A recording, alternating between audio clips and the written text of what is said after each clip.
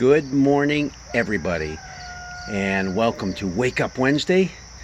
Gonna be another hot one here at Niagara Frontier, but we're gonna make it through just fine.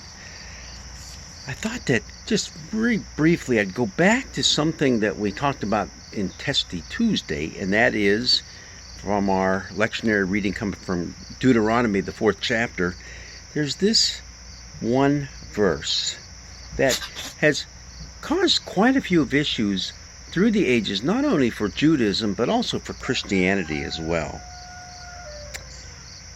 Talking about the giving of the law to Moses, and this is what Moses said: "You must neither add anything to what I command you, nor take away anything from it, but keep the commandments of the Lord your God with which I am charging you." Don't add, don't take away from. That has caused problems all through the ages. When the Deuteronomic history was finalized and written down, this was meant to be it. All these things that you find in the book of Deuteronomy, and then moving on into what we consider as some of the historical books, Joshua and Judges, Samuel and the Kings. You find a lot of things within there that are said to be basically written in stone. This is the way you go. You don't deviate left, right. You just take the center line right down the road. And yeah, that can be problematic, especially when you're dealing with issues and texts that were written thousands of years ago. In their case, it would have been hundreds of years ago. How do they apply to us today?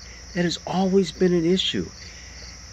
And it's especially an issue even amongst Christians when we do have this written Bible in front of us and we try to directly link up something from back then up till now, and you get into all sorts of trouble, because I know every one of you is going to hell right now.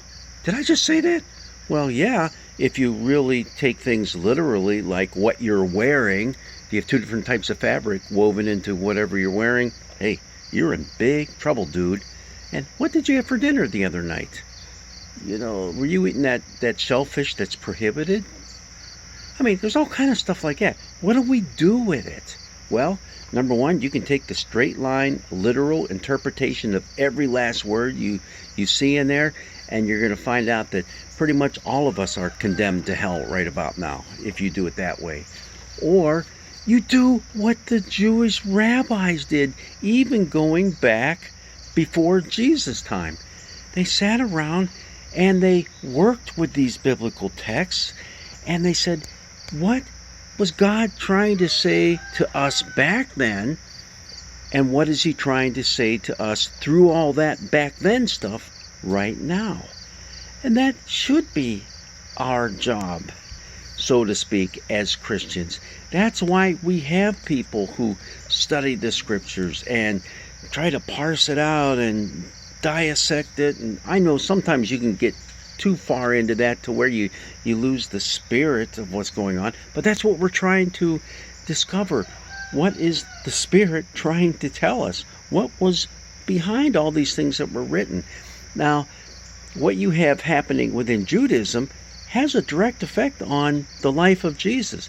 See, the rabbis would talk about these things, and they work on interpretations, but you see, because this was written in Deuteronomy, you couldn't write any of this stuff down. So you had something begin that was called oral tradition, where all these things were passed on from generation to generation by the rabbis to their group of disciples, who then pass it on to another group of disciples.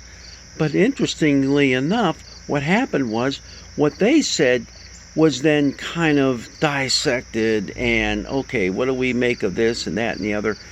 Well, to make a long story short, by Jesus' time, you have something that's made reference to in our Newer Testament reading from Mark this coming Sunday, the tradition of the elders. That's what it was often called, meaning this isn't the stuff that's written in the Torah, the first 5 books of the Old Testament, the Pentateuch. which is the law that you don't deviate from. No, it's not written in there, but it's been discussed through the ages, and this is how we are to live, the tradition of the elders. And some of those traditions of the elders were bumping up against what Jesus was doing with his disciples, and that's why you have this little conflict episode from the Gospel of Mark that we'll be reading about later. Not today, but I'm going to be talking about that on Friday. But we have this going on, and well, after the temple was destroyed for a second time in 70 AD, when the Romans finally came in and said, we've had enough of all the nonsense rebellions going on in here, and they just kind of leveled the temple and destroyed a lot of the city. That's when a lot of the Jewish people said, our whole existence as a people was being threatened, as are all of our teachings. So they wrote all these things down. There was a rabbi, and I don't know his name at this point, but he was kind of behind it all, and they gathered as many of these oral traditions as possible and wrote them down in something called the Mishnah. So you have the Torah, the first 5 books of the Old Testament as we know it, and the Mishnah. You use those two as your guide in life. Well, now later on there was talk about, well, what was in the tradition of the elders?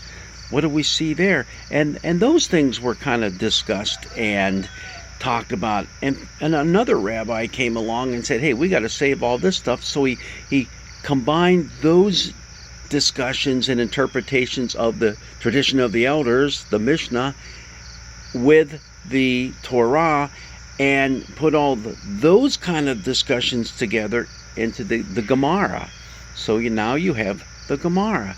And then later on, the Gemara was kind of looked at and dissected and interpreted, and it gets crazy. And when the final work that comes out of this is the Talmud, which has all the discussions. Well, it has the Torah, then the Mishnah, and then all discussions in the Gemara. Now you have the Talmud. But then again, that even gets goofier, because there's a group of rabbis and scholars that did all this work in Jerusalem, and there's another group that did it in Babylonia. So you have the Babylonian Talmud and the Jerusalem Talmud, and it's a little mind-blowing. But what does it tell us? It tells us that God's Word is a living Word. It does speak to us today, but it's just not going to be plopped down right in front of us and we say, okay, here it is. If your daughter goes on a date and they have sex, because they're not married, you will stone her to death. Yeah, that's in the book. That's in the Torah. Gee, man, I think we'd be in big trouble as a world right now if we adhered to that strictly. So instead of just yanking stuff out of the Bible, it's up to us to do our work as well, to look at it. And I'm not saying anything goes. That's not what we're trying to say. What we're trying to say is we have to use our heads, our minds, God's gift to us, look at these things and say, all right, how do they apply to us today? How are we most faithful to the Word, the written Word? How are we most faithful to God's Spirit working in and through us? And where do we come up in the end? And I know we don't always all agree. That's why we have various denominations in our Christian realm, as there are different branches of Judaism. And basically almost any major religion you want to talk about has its different sectarian type of issues there that are going on. But it's all a part of us being human and being faithful to our calling to take the scriptures seriously. So get involved in a Bible study. Pick up some really, really good commentaries. But you know what the thing to do is? Pick up varied commentaries. Look at who publishes it and go with different publishing companies so that you get different viewpoints on the scriptures itself. Read it all, digest it, and decide, you know what? and do it in conversation with other people as well, and think, okay, what does all this mean to me? What does it all mean to you? How do we faithfully live our lives together as God's people? All right, it's a long way from you shall not take anything from this or add to it. And remember, that was a sort of codified type of thing that showed up in a lot of treaties in the Middle East in that day and age. And we've turned it into kind of like, there's nothing you can do. It's what's written is written. Well, there's a lot that was done, has been done, and still can be done. And it's up to us to do the right thing, to do the faithful thing. God's blessings be with you, and enjoy your wake-up time this Wednesday.